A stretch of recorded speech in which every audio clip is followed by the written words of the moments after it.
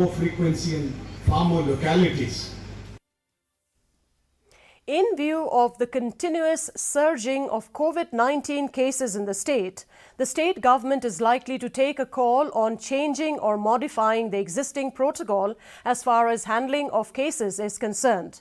Health Minister James P.K. Sangma on Thursday said that the government has been monitoring the situation and keeping a watch on the rising number of cases. He said that the government will shortly take a call on whether we need to change the protocol as and when required. Health Minister exuded confidence that the existing health infrastructure in the state would be sufficient to tackle any situation, but the government would exercise caution to ensure that any surge in cases does not overburden the system.